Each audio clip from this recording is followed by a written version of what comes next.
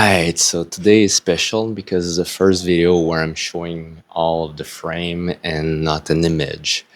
And I try to find a better angle so you had a better background, but it was too sunny and the light wasn't good. It was too dark.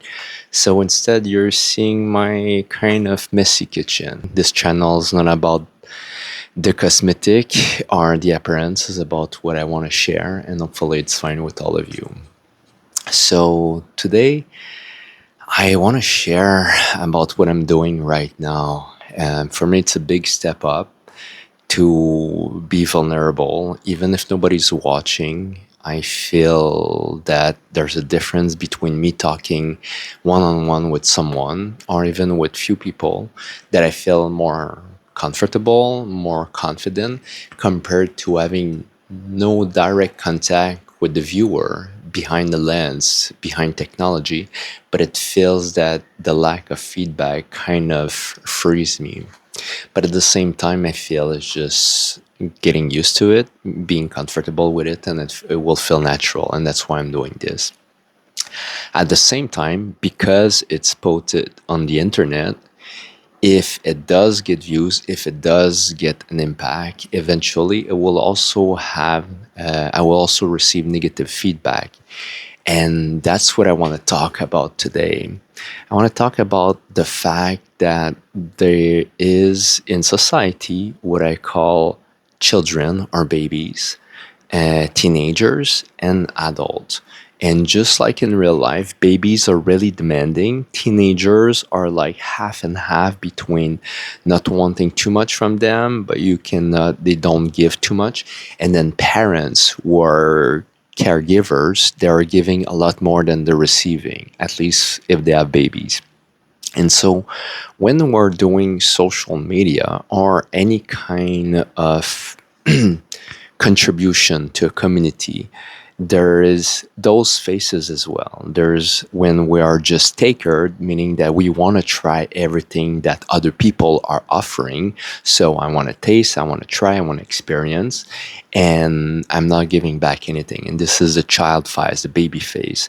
And then there's a time where you want to be involved, but you're not organizing it yourself. So you may be volunteering, helping, and then maybe you get a free entrance, maybe you don't get any advantage, but you just want to be part of it without being the creator of the event.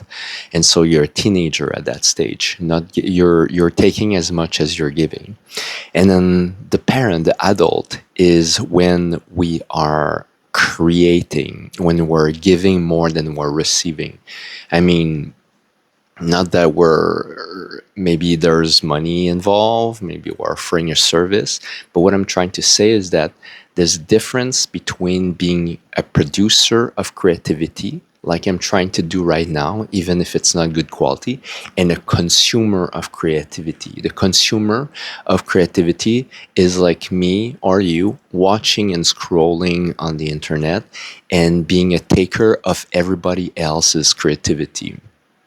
And then an adult is the one who's now behind the lens, like I'm doing right now, to provide creativity. And then, of course, there's better people to do it than me. But I'm in the shift of becoming an adult, a mother, a giver.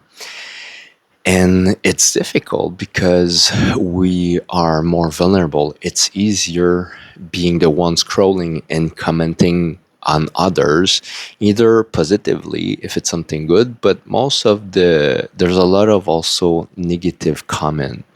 And for many people, maybe like me as well, even if I feel I shouldn't be affected, I feel that it's possible that it affect me negatively.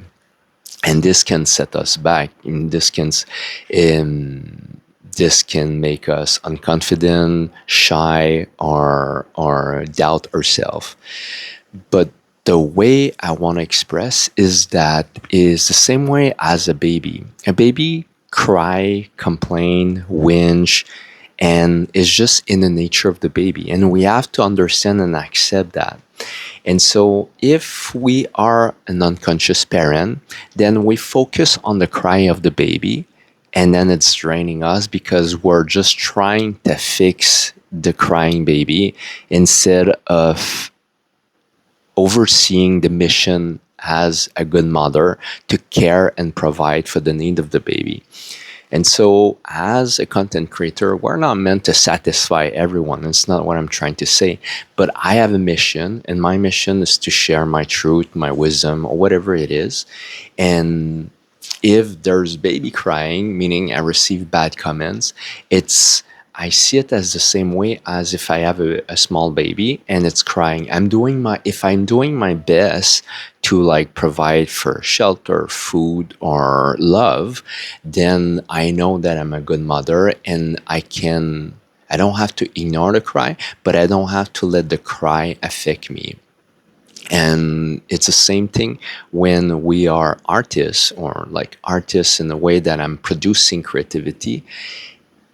There may be people that's going to argue or contest everything I'm going to share, but at the same time, if I'm centered and grounded in what I'm trying to achieve, even if I'm not a good mother right now, I know that even if there's baby crying, then I can accept the crying and not be affected negatively and focus on my own inner parents.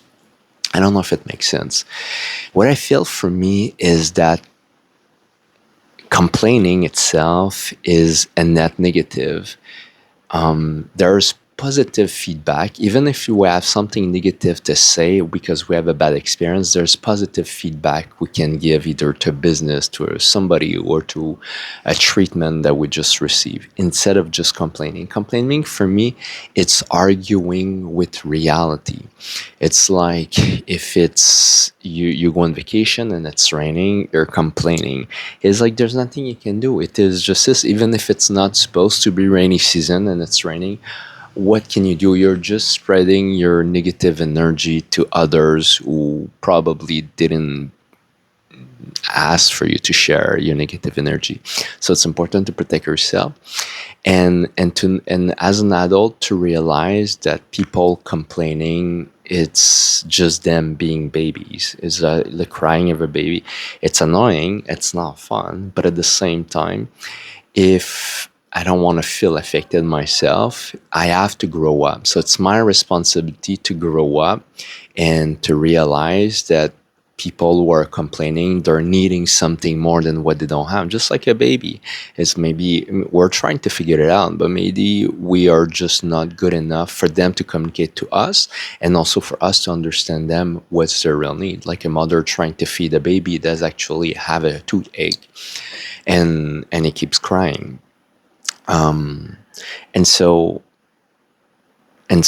we are it's not about ignoring the people who are complaining, but to try to see their true need behind the crying instead of being affected and trying to like solve them from not crying.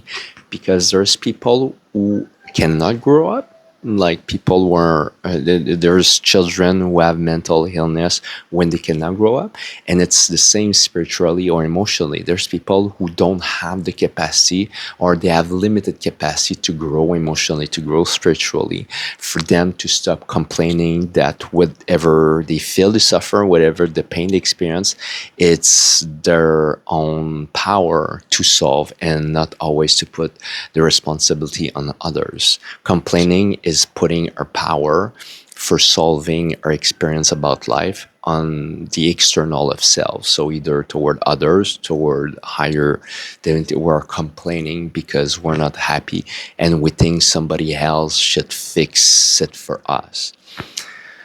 And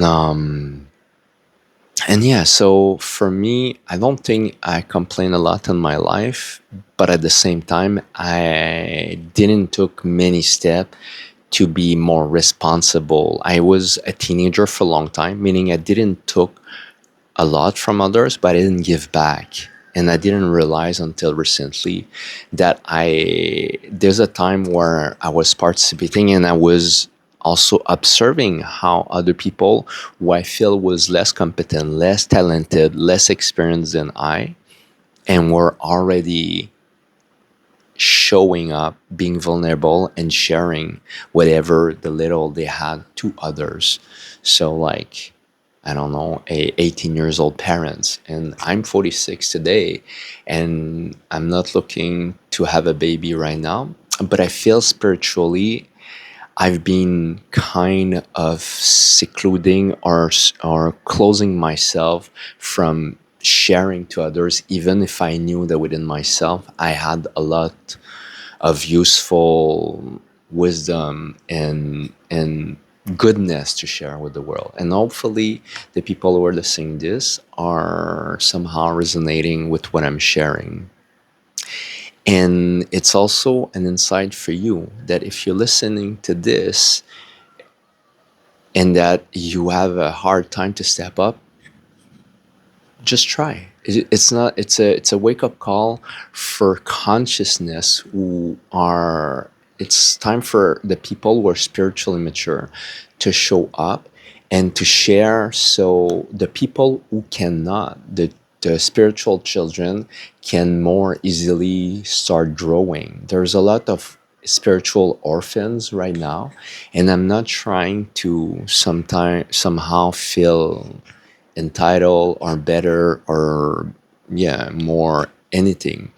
It's an observation where I feel that I'm less needy than others, and at the same time I have a resources for which I somehow kept for myself. Not that I try, it's just like maybe I wasn't ready, maybe I was too shy, maybe I was too unconfident, and I'm taking the baby step toward exposing myself, and at the same time potentially facing backlash, negative feedback, negative comment, and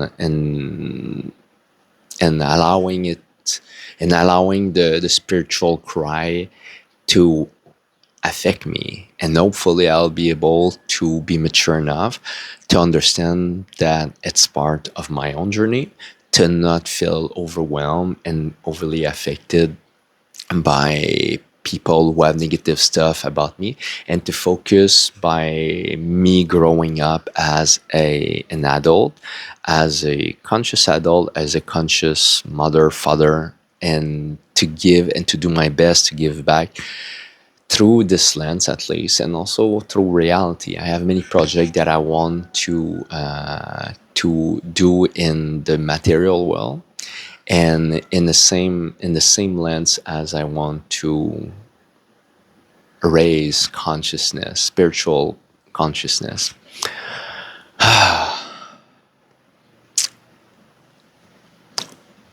It's challenging, and I don't know why it's so challenging. It feels so natural to have conversation, deep conversation with people, and I feel as well that I have infinite amount of dialogue when I am in my own mind. But just the fact that a physical lens, just a little square telephone, not even a good lens, is looking at me, I feel it's not the first time I'm trying to start this channel, and it's been somehow so overwhelming emotionally. And I've done a lot of crazy thing, but somehow this is a lot more challenging emotionally than many other things that I've done. But it felt good. I have no idea if it'll have an impact, and of course there's part of me that wishes, but at the end I'm just happy and proud about myself that I'm standing here and making it happen as a daily practice. I have extremely high level of discipline with my morning practice. Like I shared in different video, for over 8 years, I have a 8 to 12 hour morning practice. I wasn't working, I didn't have kids and things, so it was easier for me to just focus on the spiritual path. And now I'm more like toward 4 hours plus going to the gym. So it's still a lot. And I have never had issue with having physical discipline. And somehow this is relative. I'm not. For a long time I wanted the video to look better, to edit it. I studied and watched many videos about how to make my video better, and I just stayed not doing anything in the end. And so hopefully the video quality will get better. Hopefully what I'm sharing will get more concise, less hesitating, and better quality of information and density and visuals as well. But I feel that there's the way I see it is that at first I need to show up at the gym every day. And when I show up and when I commit to show up at the gym every day, then I can think about doing the rep properly. But because I was just focusing on watching all the videos about how I make sure that I do my rep properly, then I never went to the gym and I did things in the wrong order. So now my mission is just to keep the discipline of recording at least a video per day and posting it every day. And then when I feel ready, then hopefully I'll manage to get better quality audio, video, and presentation, and be a better parent. And be a better parent because some people will complain that I should clean up behind, that I should have a different background, etc. But for now, my mission is just to show up. And I hope that the viewer will acknowledge the first step I'm taking and will follow me along this journey of getting better for myself and hopefully for the viewer later. I have few notes I took and just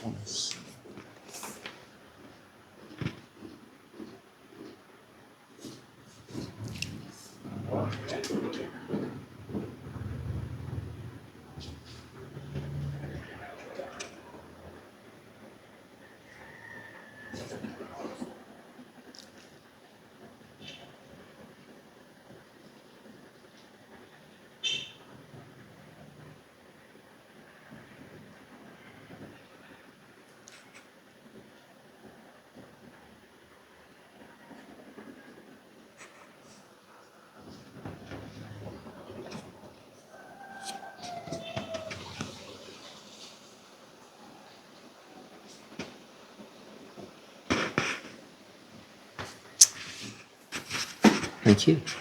So that's it for this video today, and I'll see you in the next video.